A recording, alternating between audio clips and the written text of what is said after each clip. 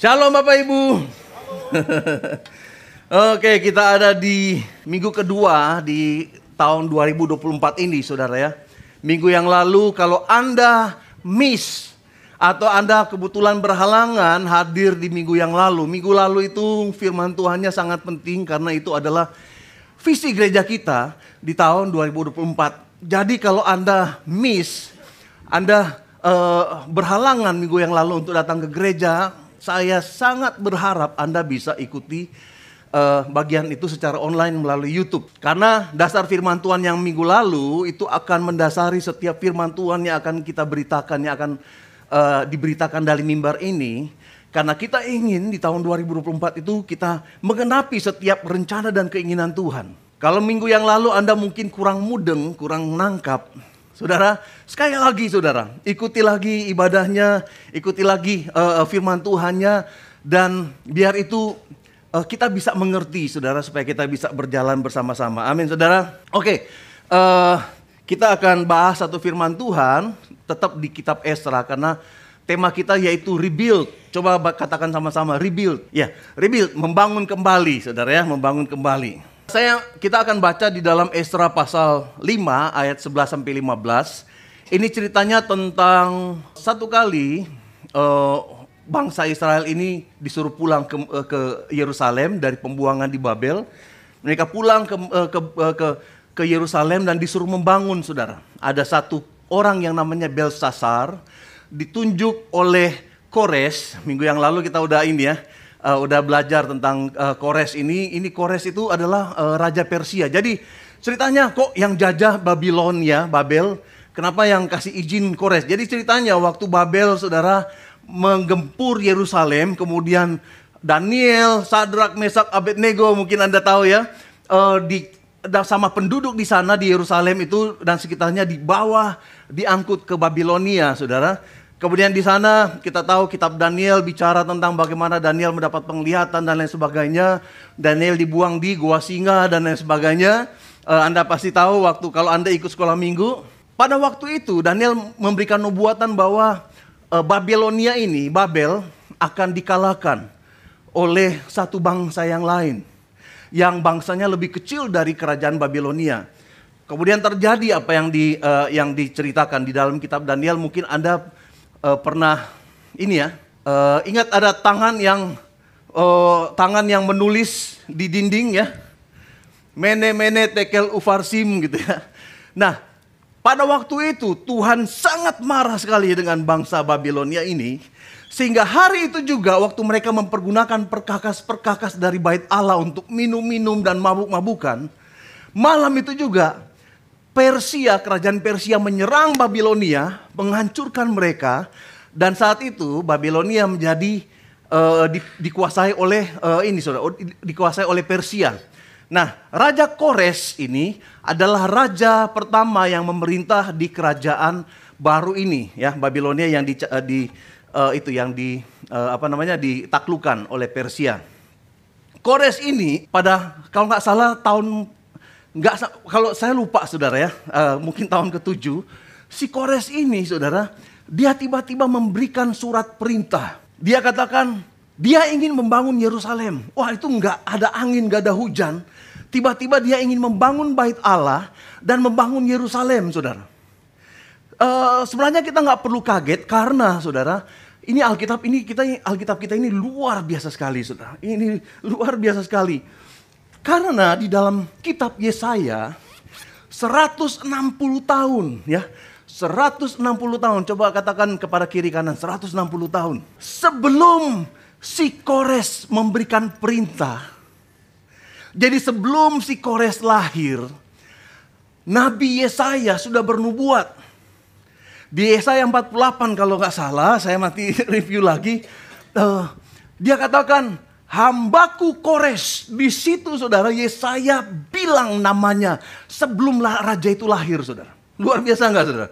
160 tahun sebelumnya Yesaya katakan, Aku akan membangkitkan Kores hambaku menjadi seorang gembala, saudara. Nah, 160 tahun sebelum kejadian, sebelum Kores lahir, saudara, sebelum dia memberikan perintah, Tuhan sudah bernubuat melalui Nabi Yesaya, saudara, tentang Kores yang akan membawa bangsa Israel dari pembuangan kembali ke kotanya, ke kota Yerusalem. Luar biasa sekali, saudara. Kalau kita belajar sejarah tentang sejarah keselamatan, saudara, Anda akan terpesona dengan betapa luar biasanya firman Tuhan dan nubuatan-nubuatan yang digenapi dengan sangat tepat, saudara. Jadi, Kores memberikan perintah, saudara ya. Nah, waktu Kores memberikan perintah, nah ini kita akan baca, saudara ya, tentang perintah Kores ini di Esra pasal 5. Esra pasal 5 ayat 11 sampai 15. Ini kira-kira masih kekecilan atau udah bisa ya? Udah bisa ya, saya gedein dikit. Minggu yang lalu 18, ukurannya sekarang 24. Mudah-mudahan bisa baca. Nah, firman Tuhan katakan demikian. Inilah jawaban yang diberikan kepada kami. Kami adalah hamba-hamba Allah semesta langit dan bumi. Dan kami membangun kembali rumah yang telah didirikan bertahun-tahun sebelumnya. Didirikan dan diselesaikan oleh seorang raja Israel yang agung. Siapa dia? Salomo. Lagi bicara tentang Salomo nih. Tetapi sesudah nenek moyang kami membangkitkan murka Allah semesta langit, mereka diserahkannya ke dalam tangan Nebukadnezar, raja negeri Babel, orang Kasdim, yang merusak rumah itu dan mengangkut bangsa itu sebagai tawanan. Nah, ini saya kasih latar belakang dulu tentang ayat ini. Saudara, minggu depan Pastor Edward akan bagikan mengenai Esra pasal 4, saudara ya. Jadi Esra pasal 4 itu ceritanya mereka kan dari Babel, Belsasar sama timnya, sama ada mungkin 30.000 orang Israel pulang dari Babel ke Mesir, saudara. Ke Yerusalem. Nah, waktu pulang mereka dikasih semua perbendaharaan dari bait Allah yang lama yang dirampok itu disuruh pulang gitu ya. Nah, waktu mereka sana dan mulai membangun, orang-orang yang dulunya ada di sana. Jadi waktu mereka dibawa pergi oleh Babel ke pembuangan ke negeri Babel, saudara ya. Negeri itu kosong. Nah, ada satu kerajaan di bagian utara, Assyria gitu ya. Mereka orang-orang di sana mulai menempati wilayah yang kosong ini gitu ya, ceritanya di Yerusalem mulai ditempati. Itu yang dikenal sekarang ini sebagai Samaria. Samaria orang-orangnya mulai menempati.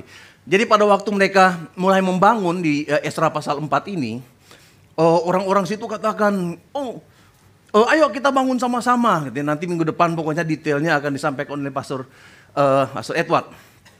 Kita akan bangun sama-sama. Nah, kemudian Belsasar katakan, enggak, kita akan bangun sendiri karena itu perintah dari Raja Persia, Raja Kores. Kemudian mereka bikin isu. Mereka kirim surat kepada raja setelah Kores gitu ya. Kores dilanjutkan oleh anaknya, kalau nggak salah Artasta. Kemudian mereka bilang begini, Artasta, ini orang-orang Israel mau bangun kembali.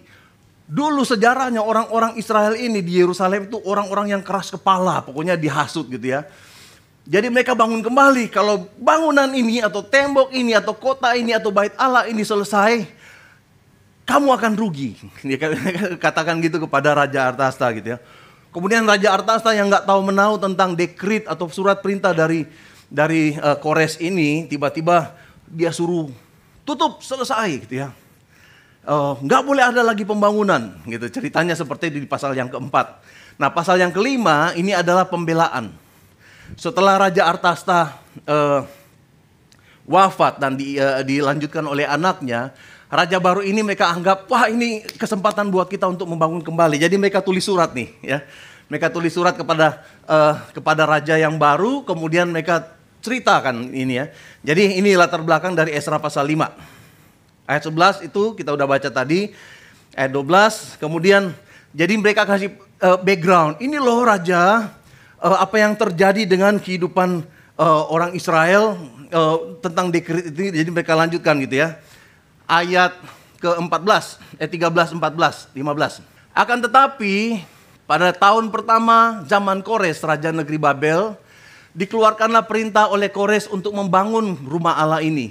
Juga perlengkapan emas dan perak dari rumah Allah yang telah diambil oleh Nebukadnezar dari bait suci yang di Yerusalem dan dibawa ke dalam bait suci yang di Babel. Jadi perangkat-perangkat dari bait suci itu ditaruh di kuilnya Babel gitu ya. Diambil pula oleh Raja Kores dari bait suci yang di Babel itu dan diserahkan kepada orang yang bernama Sesbasar. Ya, Sesbasar itu orang yang pimpin bangsa Israel dari pembuangan kembali itu rombongan pertama kembali ke Yerusalem yang telah diangkat menjadi bupati. Jadi Sesbasar ternyata diangkat sebagai bupati di wilayah itu gitu ya. Perintahnya kepadanya, ambillah perlengkapan ini dan pergilah dan taruhlah itu di dalam bait suci yang di Yerusalem dan biarlah rumah Allah dibangun di tempatnya yang semula. Nah, ini sampai di situ aja firman Tuhan. Tapi saya dari firman Tuhan ini jadi latar belakang tentang apa yang akan saya sampaikan kepada saudara setelah ini. Ya. Tema kita yaitu rebuild gitu ya, membangun kembali. Minggu yang lalu pokoknya please dengar lagi firman Tuhan yang minggu yang lalu supaya kita tahu gitu ya apa yang sedang kita bicarakan karena sangat penting. Jadi tema rebuild ini kita ingin membangun kembali satu mindset yang mungkin berbeda saudara ya. Mungkin berbeda dari mindset kita yang lama, saudara, satu paradigma yang baru. Jadi tolong perhatikan dari khotbah minggu yang lalu ya. Nah minggu yang lalu saudara saya bahas tentang dua perbedaan. Kalau anda masih ingat, dua perbedaan. Jadi ada dua bait Allah. Pertama, bait Allah yang dibangun oleh Salomo tahun 950 sebelum Masehi, kemudian dihancurkan oleh Nebukadnezar. Mereka dibawa ke Babel, kemudian mereka kembali dari Babel dan mereka membangun bait Allah yang kedua, rebuild the second temple gitu ya. Mereka membangun bait Allah yang kedua. Jadi ada perbedaan antara bait Salomo dan bait kedua yang dibangun persis di tempat di mana bait Salomo itu dibangun gitu ya. Nah, perbedaan pertama yaitu siapa yang membangun? Yang membangun kalau bait Salomo namanya bait Salomo. Yang membangun yaitu Raja Salomo sendiri gitu ya. Dia membangun dengan karismanya. Dia adalah orang-orang yang sangat hebat, saudara. Nggak ada bandingannya menurut firman Tuhan. Hikmat dan kepintaran, kecerdasan dari Salomo itu nggak bisa dibandingkan. Nggak pernah ada sebelum Salomo dan nggak akan pernah ada setelah Salomo katanya.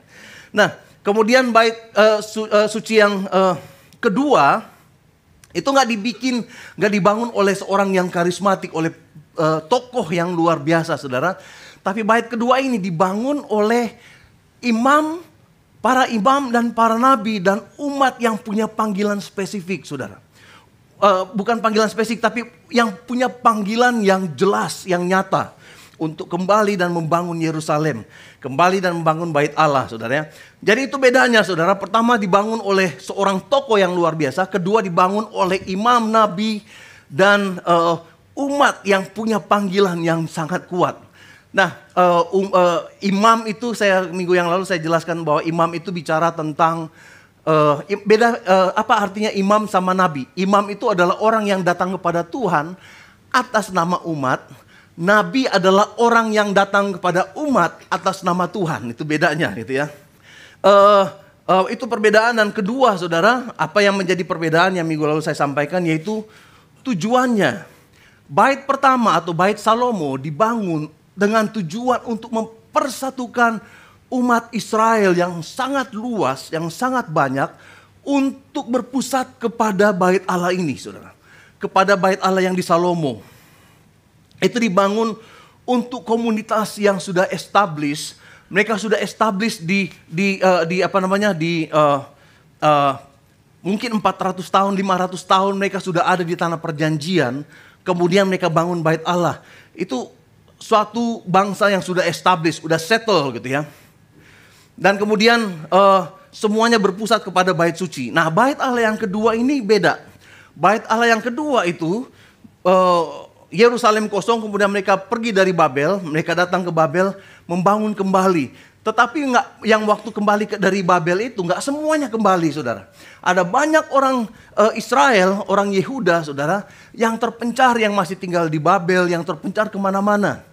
Nah, waktu mereka bangun bait Allah yang kedua ini, itu tujuannya untuk komunitas yang tersebar gitu ya, untuk komunitas yang tersebar. Itu sebabnya sejak bait Allah yang kedua dibangun ini, ada yang namanya istilahnya sinagog, saudara. Coba katakan sama-sama sinagog. Sebelum Babel, nggak ada sinagog, saudara. Nggak pernah Anda baca dalam firman Tuhan tentang sinagog, nggak ada, saudara.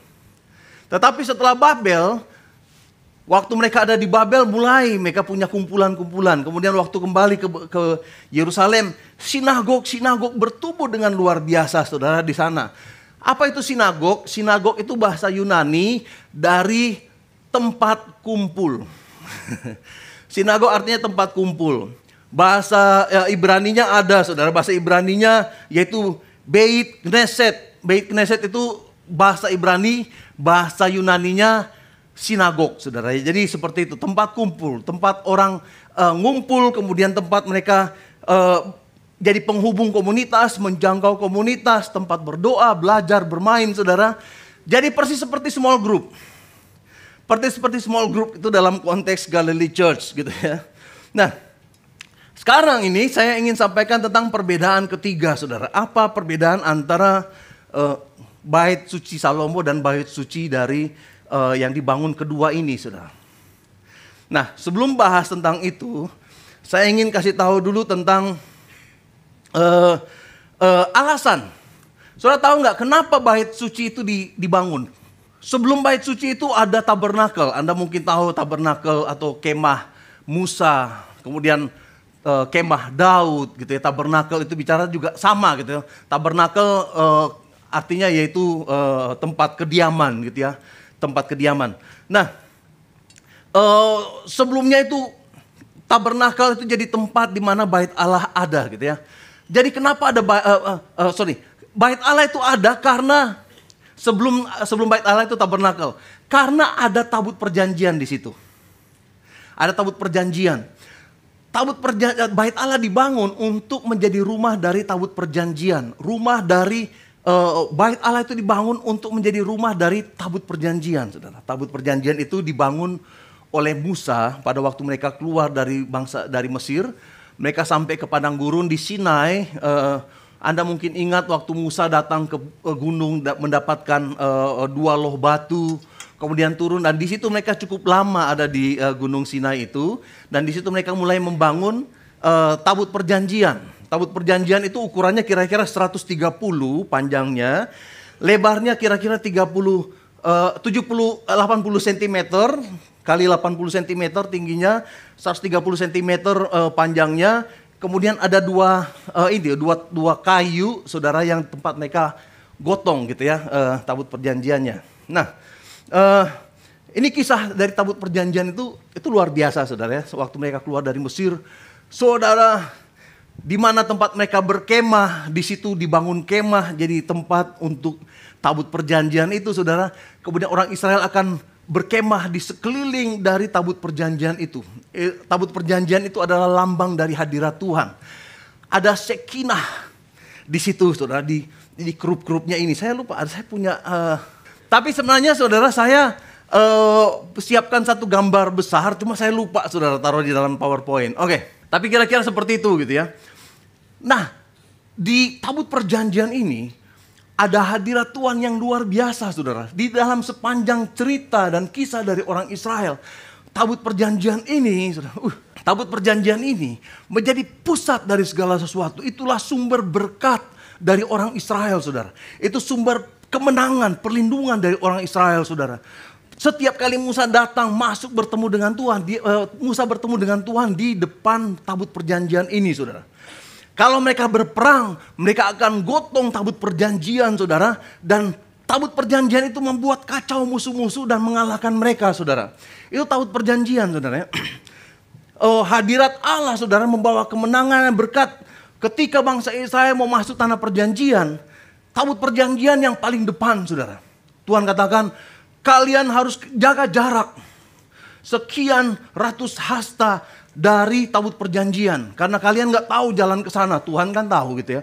Kemudian tandu-tandu orang yang menggotong tabut perjanjian itu, waktu itu dikatakan bahwa sungai Yordan itu meluap, saudara, penuh air karena musim hujan.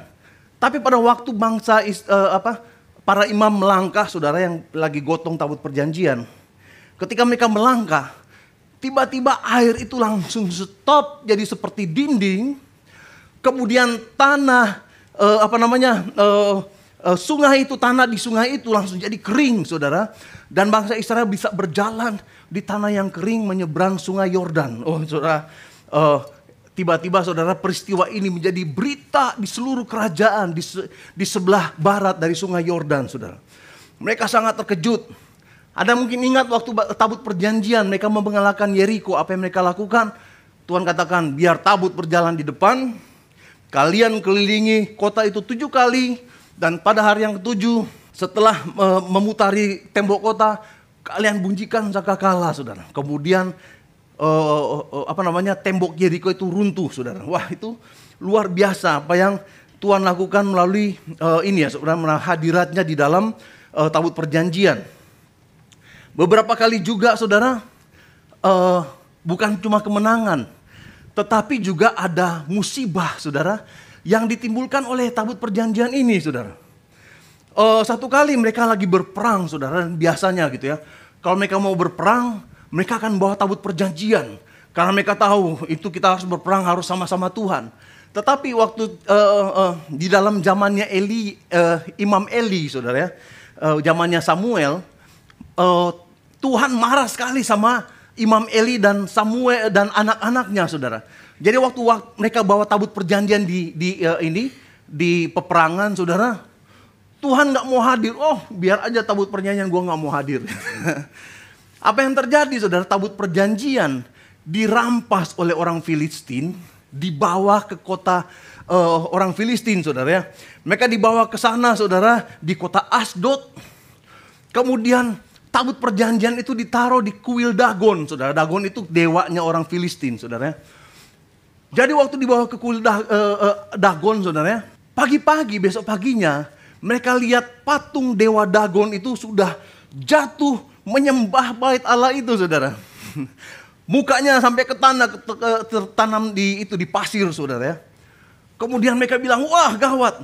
Dan kota Asdod ini, saudara, penduduknya kena wabah penyakit, saudara. Penyakit kulit.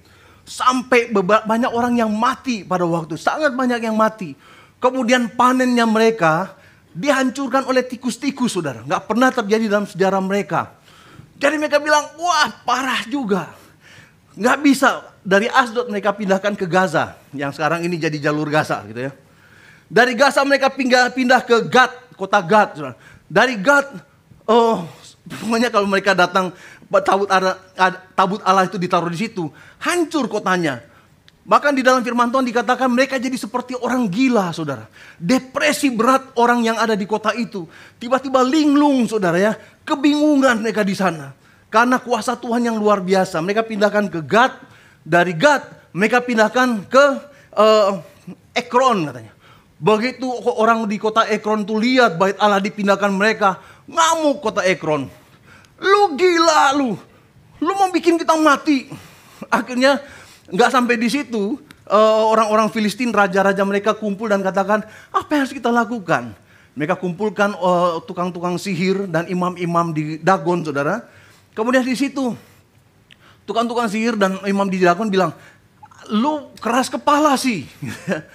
Lu nggak belajar waktu mereka bagaimana apa yang terjadi sama orang Mesir. Waktu mereka mau keluar dari Mesir, tapi nggak dikasih sama Firaun. Anda bisa baca itu di 1 Samuel 6, saudara. Belajar, kata si tukang-tukang sihir itu. Ingat, Mesir itu dipermain-mainkan oleh Allah mereka. Saudara. Jadi, oke, kalau gitu gimana, apa yang harus kami lakukan? Kemudian ada satu yang aneh, mereka bikin sesuatu yang agak sulit gitu ya. Mereka harus bikin emas, tikus dari emas gitu ya. Patung tikus dari emas, gede-gede, ada taruh di dalam bait Allah. Kemudian mereka bilang, tukang sihirnya bilang, oke, supaya kita tahu ini benar-benar karena Allah orang Israel atau karena kebetulan aja. Jadi mereka suruh bikin kereta yang baru gitu ya, kereta pedati gitu ya, yang baru. Kemudian mereka bilang, cari sapi yang sedang menyusui, yang belum pernah pakai cook, pakai yoke, pakai apa namanya itu ya. Pokoknya gitulah tahu ya, sapi itu ada kayunya. Jadi mereka cari sapi betina, saudara, emak-emak, sapi emak-emak gitu ya. Lagi menyusui, kemudian nggak pernah dilatih untuk bawa pedati gitu, saudara. Kenapa? Karena mereka pikir kalau sapi betina yang sedang menyusui itu nggak mau pisah dari anaknya. Kedua, sapi betina ini yang sedang menyusui dikasih dua gitu, kiri kanan, berantem mama, saudara, kalau disuruh kerja sama gitu, nggak kenal dan nggak tahu pekerjaannya seperti apa, berantem. Kemudian, saudara, nggak pernah dilatih. Kemudian bait Allah itu ditaruh di atas kereta itu. Kemudian orang-orang raja orang Mesir, raja-raja orang Filistin dan para imam dan tukang sihir itu lihat. Coba lihat. Kalau keretanya jalan mulus dan menujunya ke Yerusalem, itu berarti Tuhan yang menghajar kita. Benar, saudara. Dua sapi yang nggak pernah ditaruh pedati gitu ya, narik pedati, yang sedang menyusui di depan emak-emak sapi ini, anaknya dibawa kembali ke kandangnya mereka. Dua sapi ini membawa tabut perjanjian dengan sangat-sangat saudara, dengan sangat-sangat presisi. Mereka ikut dari belakang. Ini sebentar lagi ngamuk, sebentar lagi ini emak-emak berantem nih, sapi emak-emak ini. Udah ikut dari belakang. Enggak, saudara. Sapi itu berjalan dengan santainya, seperti tahu kemana mereka pergi, saudara.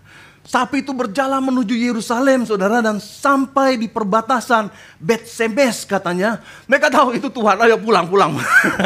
Jadi raja-raja orang Israel, orang Filistin, dan tukang-tukang sihir dan imam-imam pulang waktu mereka tahu ini pasti Tuhan, ini Tuhan, bukan siapa-siapa.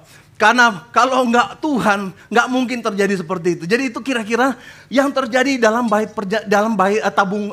tabut perjanjian ini, saudara. Kemudian di dalam 1 Samuel pasal 6 gitu ya.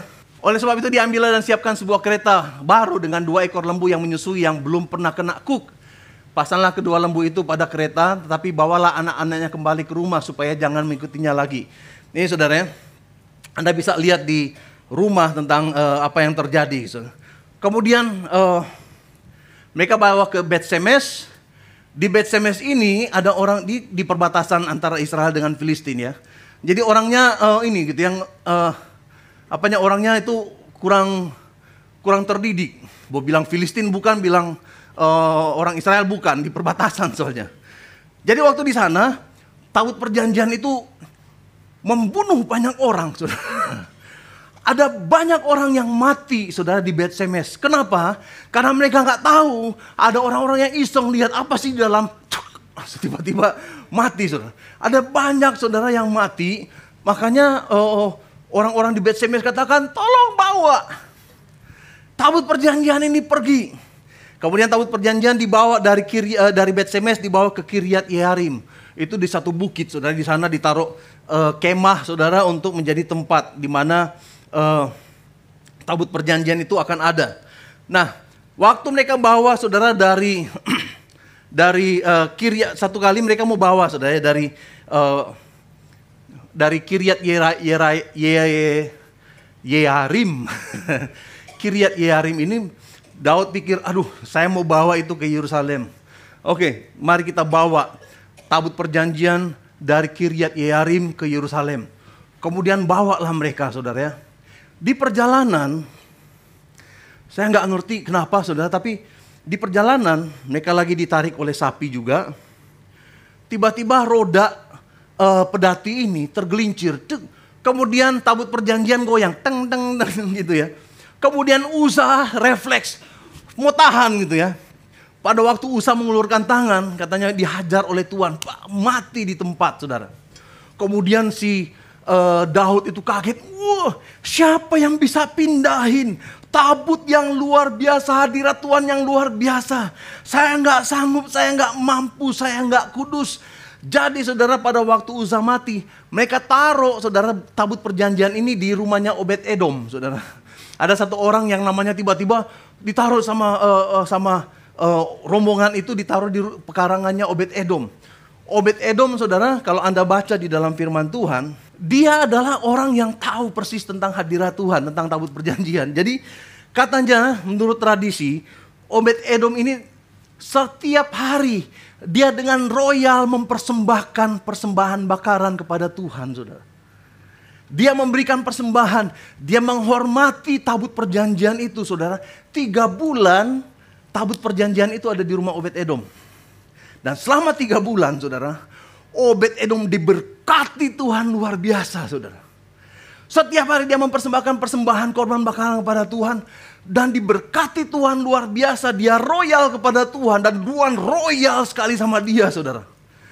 Kemudian saking diberkatinya oleh Tuhan selama 3 bulan. Daud dengar, mereka lapor, Daud, rumah Obed-Edom diberkati oleh Tuhan. Karena dia mempersembahkan korban, dia royal memberikan persembahan kepada Tuhan. Kemudian si Daud jadi semangat lagi, kalau gitu saya mau diberkati juga. Dia bawa, saudara, tabut perjanjian dengan cara yang baru kali ini, saudara. Dia bawa tabut perjanjian dari rumah Obed-Edom mau dibawa ke Yerusalem. Tapi kali ini beda, saudara, attitude dari si Daud. Kalau Obed-Edom setiap hari dia mempersembahkan korban bakaran, Daud itu dia orangnya ekstrim gitu ya. Jadi setiap 6 langkah, 1, 2, 3, 4, 5, 6, stop. Kemudian mereka memberikan korban bakaran 2 ekor sapi. Sapi yang dewasa sama sapi yang kecil, saudara. Setiap 6 langkah, saudara. Karena dia tahu, ini kita harus menghormati Tuhan, saya harus menghargai Tuhan. Setiap 6 langkah mereka stop, persembahkan korban bakaran 2 ekor sapi, saudara. Dan sampailah itu di Yerusalem, saudara ya. Nah, tapi di Yerusalem, saudara, bait Allah ini tinggal di kemah Daud namanya. Selama 200 tahun sejak dirampas oleh orang Filistin, 200 tahun tabut perjanjian itu tinggal di kemah, saudara. Tetapi tahun 950 sebelum Masehi, bait Allah selesai dibangun oleh Salomo dan tabut perjanjian dibawa masuk ke dalam, saudara. Mungkin Anda pernah dengar kisah tentang Shekinah glory gitu ya. Suatu awan kemuliaan Tuhan turun di bait Allah, saudara ya. Kemudian bagaimana orang Israel punya lagu gacoan, saudara, punya lagu yang mereka suka, yaitu sebab Tuhan baik, bahwasanya untuk selama-lamanya kasih setianya. Anda akan lihat fase ini atau kalimat frase ini atau kalimat ini berulang-ulang selalu diucapkan oleh orang Israel pada waktu mereka ada di bait Allah. Sebab Tuhan baik, bahwasanya untuk selama-lamanya kasih setianya. Sebab Tuhan baik, bahwasanya untuk selama-lamanya kasih setianya. Jadi itu kisahnya, saudara. Bait Salomo beda dari bait Salomo dan bait kedua, yaitu bait Salomo hadirat Allah atau tabut Allah itu, tabut perjanjian itu ada di dalam, saudara. Ada di dalam bait Allah. Tabut yang kedua, tahu nggak Anda, saudara? Sejak pembuangan, tabut itu hilang, saudara. Mungkin banyak yang nggak tahu, banyak yang bingung. Kalau Anda lihat di Alkitab, terakhir kali disinggung tentang bait Allah ada di Yeremia pasal 3 ayat 16, saudara. Tentang bait Allah. Setelah itu, Yeremia itu sebelum pembuangan, saudara. Setelah itu, nggak dibicarakan lagi tentang tabut perjanjian, saudara. Tadi maksudnya tabut perjanjian. Nggak disebut lagi tentang tabut perjanjian setelah pembuangan ke Babel, saudara. Nggak pernah lagi. Jadi beda ketiga yaitu hadirat Allah atau tabut itu ada di dalam. Bait kedua, tabut itu atau bicara tentang simbol dari hadirat Allah itu ada di luar, saudara. Kenapa? Karena begini. Menurut para tradisi dan juga para scholar, sebelum Babel datang dan menggempur kota Yerusalem, Raja Yoyakim, saudara, raja terakhir di Yerusalem, mereka tahu ini bangsa-bangsa besar di sekitarnya udah hancur dikalahkan oleh Babel. Mesir bahkan dihancurkan oleh Babel, saudara. Wah, ini sebentar lagi kita habis nih, katanya. Jadi mereka sudah tahu, saudara ya, bahwa kalau seperti ini habis. Nggak apa-apa, semuanya dihancur, dijarah. Tetapi tabut perjanjian ini harus kita selamatkan, harus kita sembunyikan. Jadi menurut tradisi dan para scholars, katanya tabut perjanjian itu ditaruh, ditanam di satu tempat, nggak ada yang tahu karena semuanya sudah mati. Dan orang Israel, saudara, kalau mereka berdedikasi, mereka nggak akan buka mulut, saudara. Mereka nggak akan cerita apa-apa, saudara. Jadi menurut tradisi, tabut perjanjian itu ada di satu tempat di Yerusalem, ditaruh di bawah tanah, saudara. Dan sampai sekarang ini belum tahu. Banyak orang mencari-cari, saudara. Ada yang bilang bahwa tabut perjanjian itu, ada. Tabut perjanjian itu ada di Ethiopia. Di satu gereja yang di Ethiopia, ada di Zimbabwe, Afrika bagian selatan. Ada di Mesir. Ada yang bilang, ada di Vatikan. Ada yang katakan, itu sebenarnya dibawa oleh Roma, disembunyikan di Irlandia. Kemudian akhirnya, saudara, kira-kira 20 atau 30 tahun yang lalu, Bait Allah ditemukan oleh Indiana Jones, saudara. Dia ditemukan oleh Indiana Jones, The Rider of the Lost Ark, gitu ya. Ceritanya waktu itu Indiana Jones ketemu katanya Bait Allah, tabut perjanjian ini, gitu ya. Tentu saja itu menurut film, gitu ya. Jadi jangan percaya. Sampai sekarang nggak tahu di mana, saudara, tabut perjanjian. Diduga itu ya, tadi saya katakan, diduga disembunyikan oleh Raja Yoyakim dan tua-tua dari orang Israel supaya nggak dijarah, saudara ya. Nah, saudara, kenapa saya bahas panjang-panjang tentang tabut perjanjian ini? Karena itu, saudara, perbedaan ketiga, yaitu Bait Salomo, tabut perjanjian ada di dalam. Dan emang Bait Allah dibangun untuk menjadi tempat bagi tabut perjanjian. Tapi, saudara, bait yang kedua ini, tabut perjanjian nggak ada. Tapi yang menjadi yang terutama di bait Allah itu yaitu apa, saudara? Yaitu mezbah. Esra pasal 3 ayat 6, kita baca sama-sama. 1, 2, 3. Sejak hari pertama bulan yang ke-7, mereka mulai mempersembahkan korban bakaran kepada Tuhan. Namun dasar bait suci Tuhan belum juga diletakkan. Mereka bangun mezbah, yang dulu ada mezbah dan tabut perjanjian. Mereka bangun mezbah dan di situ mereka mempersembahkan korban. Tiap saat mereka mempersembahkan korban, saudara, di mezbah itu. Dan mezbah itu menjadi tempat, menjadi pusat. Nah, di bait Salomo terdapat tabut perjanjian dan mezbah. Di bait kedua hanya terdapat mezbah. Tabut perjanjian yang lambang adalah lambang dari hadirat Tuhan. Itu nggak ada di dalam bait yang kedua, saudara ya. Bait yang kedua menjadi tempat di mana orang-orang Israel mempersembahkan persembahan mereka kepada Tuhan. Apa signifikasinya dengan kita, saudara? Saya mau kasih ini, saudara, poin yang penting bagi kita, saudara. Sesuai dengan tema rebuild ini, saudara, bahwa hadirat Tuhan, tentu saja hadirat Tuhan ada di mana-mana, saudara. Tapi dalam paradigma ini, hadirat Tuhan ada di sekitar kita, saudara. Nggak lagi di dalam bait suci. Tapi ada suatu tempat, saudara, yang kita harus pergi, saudara. Kita harus mencari itu. Kita harus menjadi pemburu-pemburu hadirat Tuhan, saudara. Kita harus jadi pemburu-pemburu bait atau tabut perjanjian itu, saudara. Minggu lalu saya sampaikan tentang konsep dari Galilee Church, gitu ya. Bahwa kita harus menjadi gereja di mana kita datang, diisi lagi, kemudian kita pergi.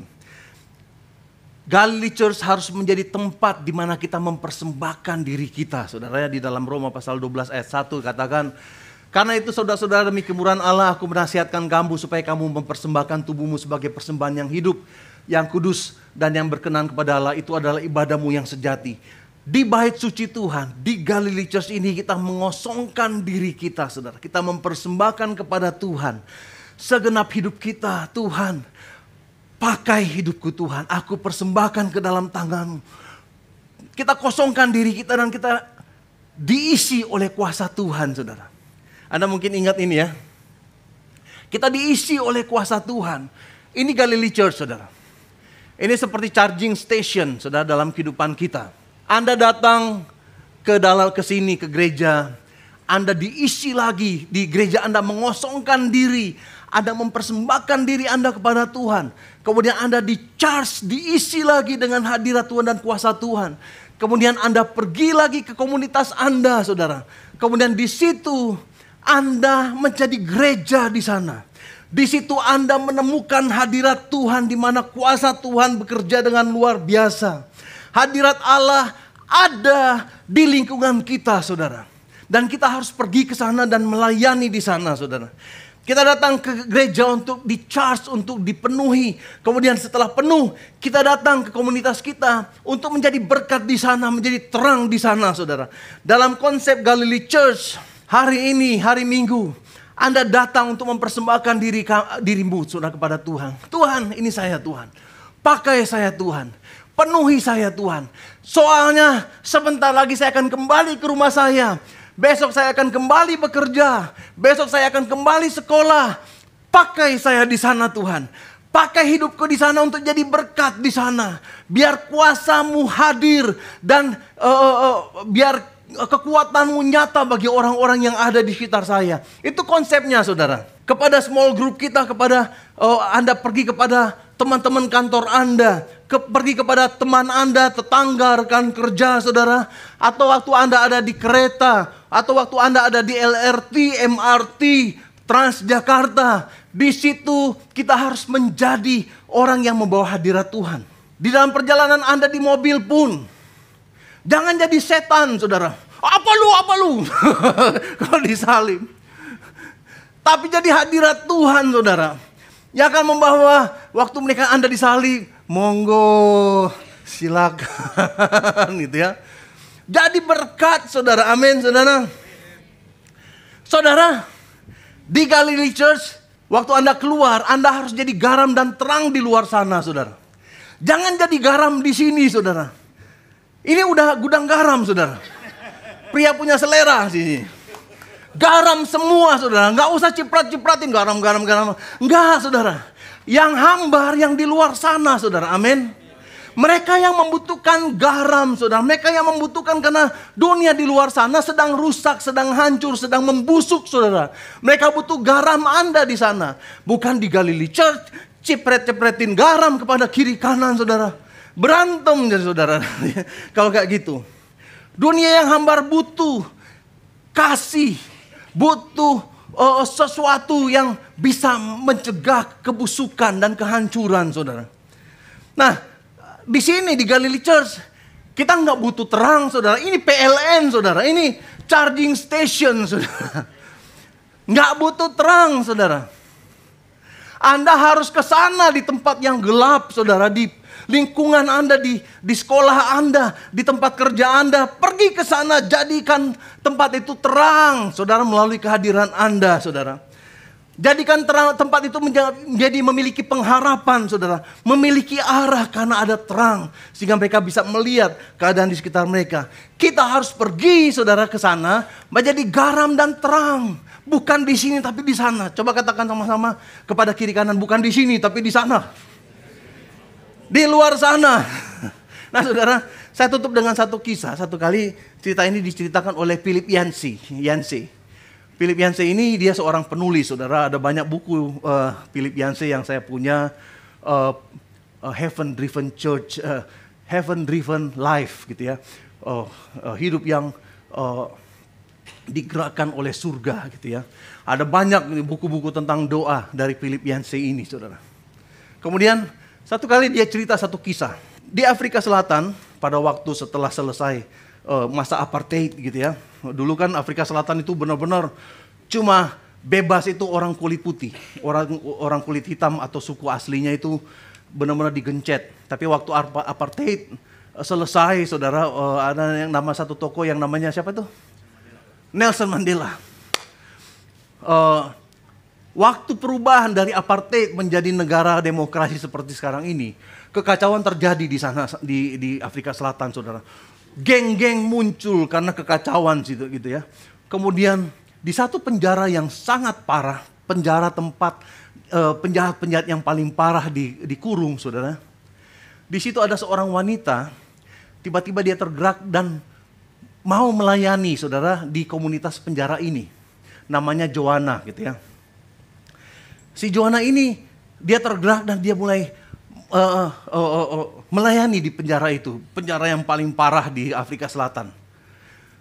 Di penjara itu, sebelum Joanna mulai melayani, setiap katanya dalam 1 tahun itu ada 279 kasus kekerasan di dalam penjara, dibunuh, digantung.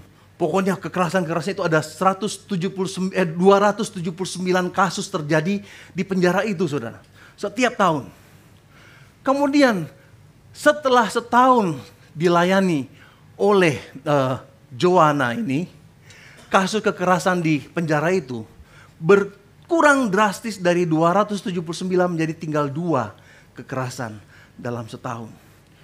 Philip Yancey dia tanya kepada Joanna, kok bisa? Gimana caranya kamu?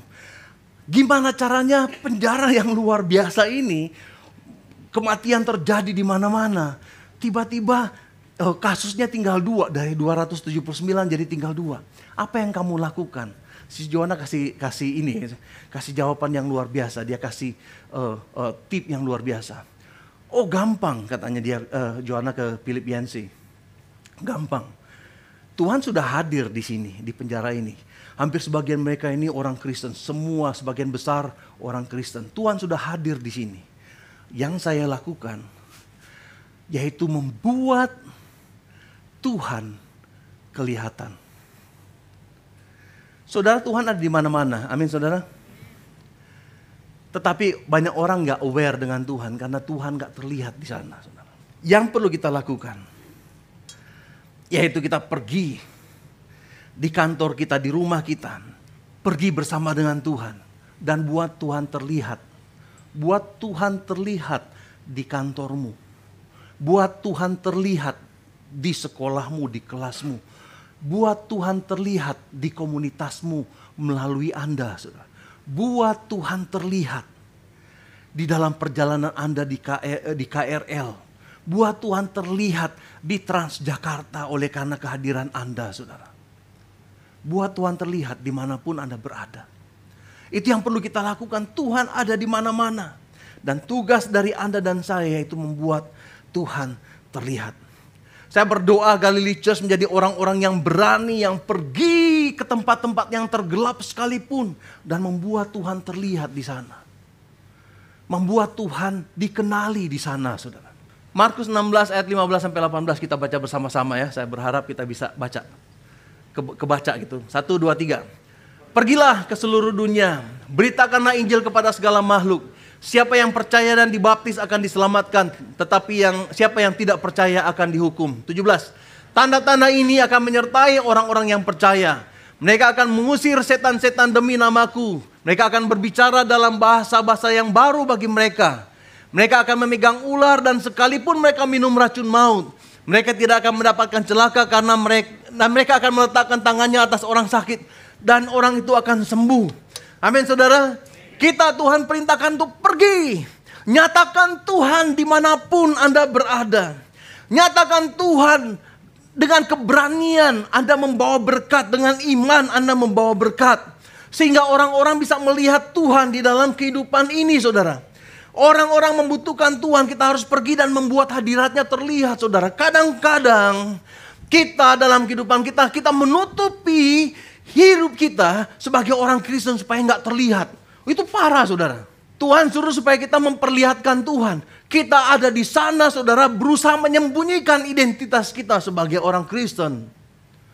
Di tempat kerjaan Anda, di meja Anda, taruh Alkitab di situ supaya orang tahu, oh, dia orang Kristen. Bukannya sembunyiin, saudara. Saya lagi nggak bicara supaya kita, oh ini kemana-mana bawa-bawa salib. Atau, oh, percaya Yesus surga, nggak percaya Yesus neraka. Nggak seperti itu, saudara. Tetapi dalam kehidupan kita, buatlah dia terlihat. Buatlah, kalau doa, saudara, kadang-kadang kalau orang Kristen berdoa, saya bilang tuh suka ngaduk-ngaduk kalau misalnya di food court gitu ya. Langsung seperti, Tuhan berkati makanan ini Tuhan, supaya jadi berkat, supaya saya jadi kuat. Saya tengking setiap kolesterol yang ada. Saya tengking setiap lemak-lemak. Supaya tidak menjadikan saya gendut, Tuhan. Dalam nama Yesus, amin. Doa ngaduk-ngaduk supaya orang gak tahu kalau Anda Kristen. Saudara, Sebagai orang Galilea, saudara. Kita harus menjadi berkat. Kita harus tunjukkan bahwa kita ini orang percaya, saudara. Di tempat Anda berada, saudara, biar orang tahu bahwa Anda orang percaya. Kalau di pabrik Anda atau di tempat pekerjaan Anda ada yang kesurupan, bukan Anda yang duluan paling cepat lari, kabur, ketakutan, saudara. Di sana coba datang dan katakan, bisa nggak saya berdoa? Anda akan lihat, saudara, saya pelayanan pelepasan itu nggak sengaja, saudara. Benar-benar nggak sengaja, karena waktu itu cuma saya yang paling tua, saudara. Saya lagi pimpin anak-anak muda untuk retreat. Saya baru tahun pertama sekolah Alkitab. Retreat waktu itu karena lebaran kita retreat, anak-anak muda. Lagi retreat gitu, udah lagi tunggu bis untuk pulang, bawa kami pulang kembali ke rumah, saudara. Lagi penyembahan, lagi doa. Ada orang yang kesurupan, saudara. Saya bingung, mau ngapain? Dia lagi kesurupan begitu, saya bingung, ngapain? Mau kabur, malu saudara, ini anak-anak SMP, SMA ini gitu ya. Mau kabur malu. Kemudian mereka tanya, Kak mau apain, Kak mau ngapain? Saya juga bingung. Baru ingat, oh iya mesti tumpangan tangan. Langsung, dalam nama Yesus, pergi. Diajak ngobrol sama Indonesia. Gua gak mau. Yang gampang kayak gitu ya. Ngajak ngobrol. Pergi, gua gak mau. Gua kakeknya dia. Emang gua pikirin siapa kayak kakek kayak apa. Pergi dalam nama Yesus. Terus dia bilang, gak mau, dia yang undang saya. Soalnya dia kepahitan sama pamannya. Urusan keluarga urusan. Dalam nama Yesus pergi. Saya udah terpojok gitu ya. Terpojok karena anak-anak mudanya udah. Semua saya yang paling tua di situ, saudara. Malu kalau enggak ini. Waktu berdoa tiba-tiba dia keluar. Puk, di sebelah sana. Tuh, di sana udah kesurupan lagi, saudara. Hari malam itu 2 orang gitu ya. Kesurupan udah jadi kayak ular gitu. Waduh, gawat. Tapi hari itu saya belajar, ternyata kita orang percaya punya kuasa. Walaupun sebenarnya waktu itu saya surprise, saya kaget, saya nggak pernah menemukan hal seperti itu sebelumnya, saudara. Tapi saudara, Anda ini harus tahu, Anda ini anak-anak Tuhan. Amin. Anda ini punya kuasa, Anda suka atau nggak suka, Anda punya kuasa, saudara. Masalahnya nggak ada kesempatan. Masalahnya kita nggak berani, saudara, untuk bertindak. Coba kalau dalam posisi saya waktu itu. Cuma Anda yang orang-orang lihat ke Anda. Tapi saudara, saya mau ajak kita semua saat ini untuk tahu siapa Anda, siapa kita sebenarnya, saudara. Pada waktu itu bertindak, coba tepuk kiri kanan katakan bertindak. Saudara jadi berkat, bukan mau ke toilet, takut setan. Takut mau ke toilet, kenapa? Takut genderuwo gitu. Saudara, saya mau ajak kita, saudara. Kita harus menjadi terang Tuhan. Tuhan katakan, pergilah, jadikan semua makhluk, beritakan Injil. Siapa yang percaya dibaptis akan diselamatkan. Tanda-tanda ini, ya. Tanda-tanda ini akan menyertai orang-orang yang percaya. Mereka akan mengusir setan-setan demi namaku. Amin, saudara. Mereka akan berbicara dalam bahasa-bahasa yang baru bagi mereka. Satu kali, saudara, seorang hamba Tuhan, saya lupa namanya Tony something gitu ya. Tahun 60-an di Senayan, saudara. Tahun 60-an. Dia orang Amerika dan tiba-tiba dia maju ke depan, saudara. Dia waktu itu harus bawa KKR, dia maju ke panggung. Dan tiba-tiba satu stadion itu kaget karena dia ngomong bahasa Indonesia. Dia datang dan katakan, mari angkat tanganmu ke sorga dan sembahlah Bapa kita. Wah, waktu orang mulai menyembah Tuhan, dia kaget. Kenapa mereka begini? Lu tadi ngomong gitu sih. Enggak, gue cuma bahasa roh. Jadi waktu dia maju dia cuma bahasa roh. Dia nggak tahu apa yang dia ucapkan. Tapi waktu dia ucapkan, ternyata dia sedang berbicara bahasa-bahasa yang baru bagi mereka, saudara. Saya nggak mau ajak Anda pulang dari sini ngobrol sama satpam pakai bahasa roh. Enggak, saudara. Mereka ngerti bahasa Indonesia, pakai bahasa Indonesia, saudara. Tapi maksudnya saya, mengalirlah bersama dengan Roh Kudus. Anda akan tahu timingnya, saudara. Amin, saudara. Anda harus pergi membuat hadiratnya terlihat, saudara. Tugas kita yaitu membawa hadirat Tuhan dan kuasa Tuhan. Buat Yesus terlihat dalam kehidupanmu. Dan janji Tuhan akan digenapi, saudara. Mereka akan memegang ular. Saya nggak suruh Anda pegang ular, gitu ya. Berhikmat. Coba tepuk kiri kanan katakan berhikmat. Mereka tidak akan mendapat celaka. Mereka akan meletakkan tangannya atas orang sakit dan orang itu akan sembuh. Amin, saudara. Ada orang sakit, datang, tumpangkan tangan dan berdoa. Firman Tuhan berkata, saudara, supaya kita membuat Tuhan terlihat. Di dalam Markus pasal 16 ayat 20 kita baca sama-sama. 1, 2, 3. Mereka pun pergilah memberitakan Injil kepada segala penjuru. Dan Tuhan apa saudara? Turut bekerja meneguhkan firman itu dengan tanda-tanda yang menyertainya. Kalau kita ada di luar sana, saudara, Anda akan lihat hadirat Tuhan yang luar biasa, saudara. Anda akan lihat bahwa Tuhan benar-benar nyata, saudara. Anda akan lihat tabut perjanjian kehadiran Tuhan ada di sana. Waktu Anda bertemu dengan kebutuhan-kebutuhan dunia ini, saudara. Waktu Anda bertemu dengan peperangan-peperangan di dunia ini, Anda akan memperlihatkan Tuhan di sana. Anda akan menunjukkan Tuhan Yesus dan kuasanya, saudara. Saya percaya di tahun 2024 ini akan ada banyak kesaksian-kesaksian tentang mujizat yang terjadi oleh karena pelayananmu. Amin. Saya percaya tahun 2024 ini saya akan dengar kesaksian bahwa Anda mengusir setan-setan, saudara. Bahwa Anda akan menumpangkan tangan dan orang-orang akan mengalami kesembuhan. Saya ingin dengar di gereja ini terjadi, saudara. Saya ingin dengar waktu Anda berdoa bagi orang-orang yang sedang ada dalam masalah dan mereka mengalami terobosan-terobosan dalam hidup. Dan saya berdoa, saudara, supaya setiap jemaat di sini menjadi adiktif, menjadi ketagihan dengan hadirat Tuhan. Anda dan saya menjadi pemburu-pemburu hadirat Tuhan. Karena waktu itu, saudara, waktu pertama saya mengalami, saudara, yang saya cerita tadi gitu ya, pelepasan pertama. Sejak saat itu, Tuhan bawa orang-orang yang kerasukan, saudara. Makin sering makin sering, saudara. Mulai dari hari itu saya sebelumnya nggak pernah, saudara. Tetapi begitu saya mengalami ini, saudara, hampir setiap minggu saya berhadapan dengan orang yang kerasukan. Bukannya saya maksa-maksa orang kerasukan, enggak, saudara. Tiba-tiba lagi pelayan, lagi berdoa. Tuhan bekerja dengan luar biasa dan iblis, setan-setan dalam orang itu mulai nggak tahan. Kemudian mereka mulai bermanifestasi, saudara. Keluar dari persembunyiannya, saudara. Kenapa? Karena Tuhan hadir, saudara. Karena waktu itu saya memberanikan diri untuk melangkah keluar, saudara. Karena waktu itu saya menyatakan Kristus kepada orang-orang. Sampai, saudara, di sini ada beberapa jemaat yang dilepaskan dari kuasa kegelapan di Korea, saudara. Ada beberapa jemaat yang mengalami hadirat Tuhan, mengalami mujizat.